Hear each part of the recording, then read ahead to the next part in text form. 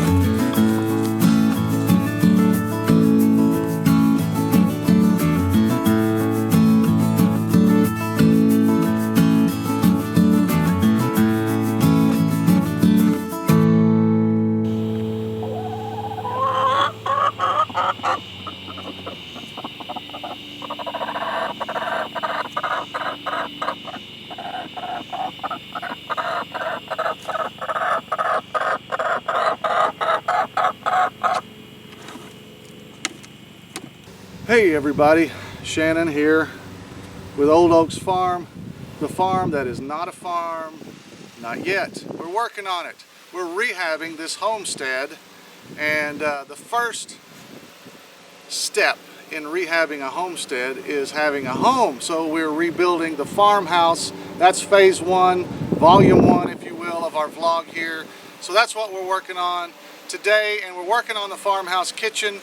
And Angel, my wife, decided that to stay with the farmhouse theme, we didn't want to have upper cabinets. We wanted to have just shelves, which we've seen in a lot of farmhouses, and I think that's going to look really cool. But we've got to build the shelves, and we've got to make them sturdy enough to hold dishes and whatever else she's going to want to put up there on those shelves, which means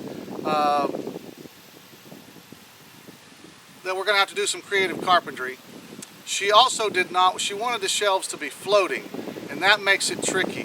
I think we figured it out. Dad's a pretty good carpenter, and he thinks he's got it figured out.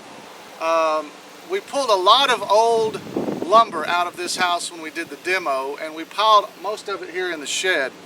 And so I think we've got some 2x12s that are going to work great for the shelves in the kitchen. However, they're on the bottom of this big pile of scrap lumber that's got nails and lots of probably snakes. I don't know what's in there. We're going to find out because we got to dig them out. So here we go.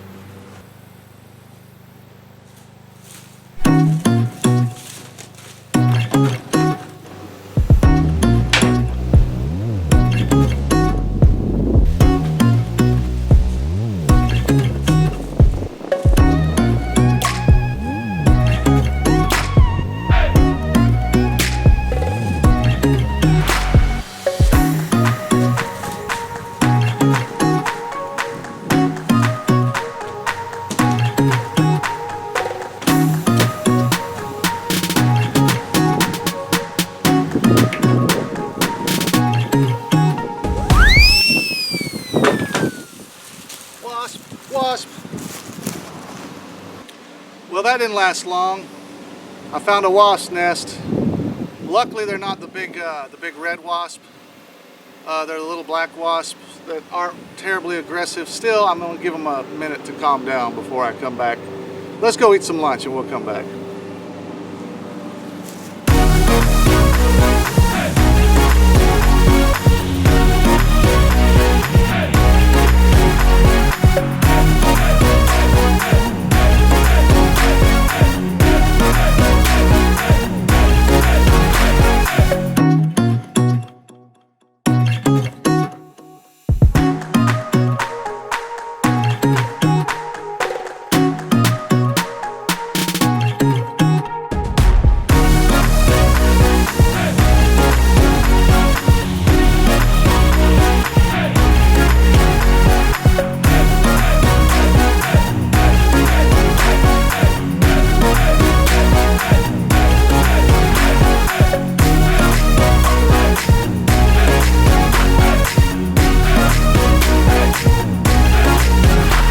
Okay, so we got the boards. We got rid of the wasps. We got the boards out, and we've got them up here.